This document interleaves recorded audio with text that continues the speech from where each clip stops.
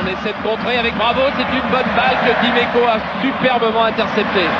Relance, Boli, Pelé. Durand, oh là là, c'est un récital. Bonjour à tous les amis, j'espère que vous allez bien. Et je vais commencer cette vidéo par vous parler d'autre chose que le Topo Mercato. Je vais vous parler d'une autre info qu'on a appris donc hier soir. Vous avez dû le voir cette journée. Donc l'info sur le budget de l'OM, le budget prévisionnel de cette saison 2021-2022.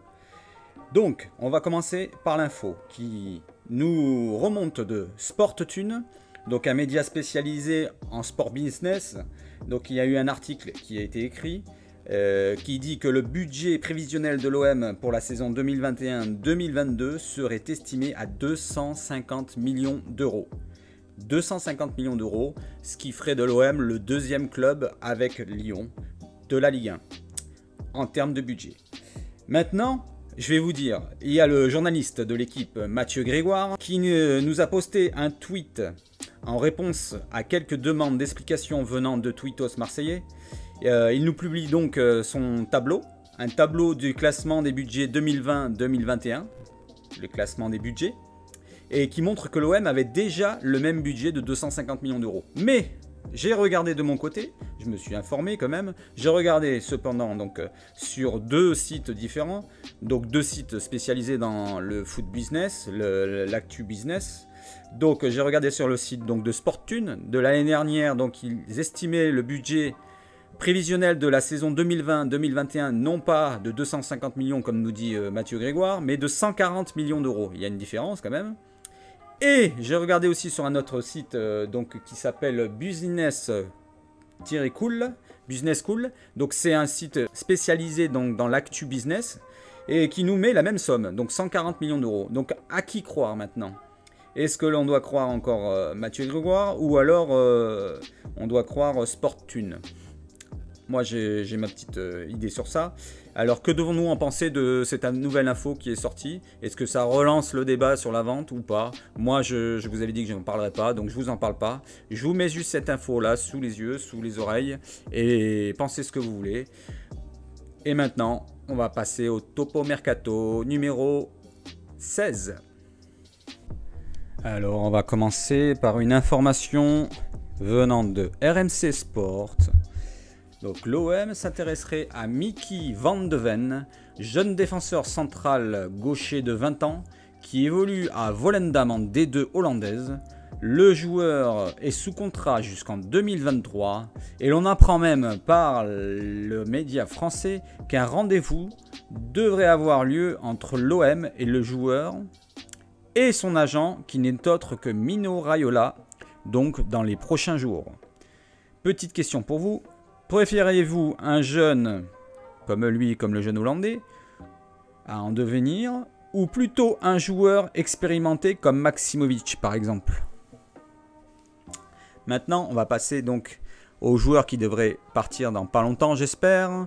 Concernant Khaled Takar, le média anglais Get French Football News nous informe que West Ham serait toujours intéressé par le défenseur croate, mais qu'il serait pour eux que le plan B.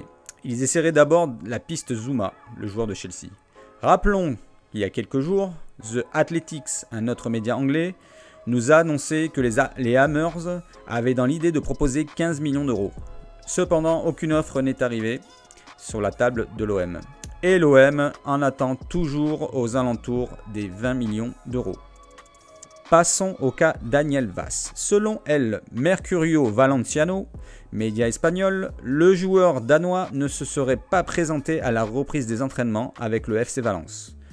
Et selon Tuttosport, Daniel Vaz aurait même informé le club espagnol qu'il ne se présenterait pas au centre d'entraînement et qu'il aurait l'intention de s'entraîner tout seul tant que son transfert à l'OM ne serait pas bouclé. Pour rappel, l'OM aurait formulé une première offre d'un peu moins de 1 million d'euros et le club valencien en réclame aux alentours des 8 millions d'euros. Alors il y a un juste milieu quand même. Entre 1 million et 8, ça fait 4. Donc on verra bien. Maintenant, petite info au sujet d'Almada. Le journaliste Cédric Garofé nous rappelle que le joueur argentin aurait fait de l'OM sa priorité, mais ça on le sait déjà. Et maintenant, selon Doug Robertson, journaliste basé à Atlanta, la venue d'Almada au sein du club de la MLS semblerait peu probable, étant donné qu'il viendrait de recruter l'attaquant brésilien Ferreira, ce qui bloquerait pour une arrivée de Thiago Almada. Voilà. Maintenant pour Benedetto. Pour Benedetto, donc on en revient au cas de Sao Paulo. Muricy Ramalho, donc un dirigeant de Sao Paulo, aurait fait savoir à ESPN Brésil que le deal pour l'attaquant de l'OM aurait capoté suite aux exigences de Longoria, qui serait hallucinante à en croire ses propos, surtout pour un prêt. Et il nous apprend même, par la même occasion, que l'Atlético Mineiro serait aussi lancé sur le dossier de Pipa. Je vais en finir maintenant avec Paul Lirola. Pour Lirola, selon Sky Italia, la Fiorentina aurait trouvé son successeur du côté de River Plate.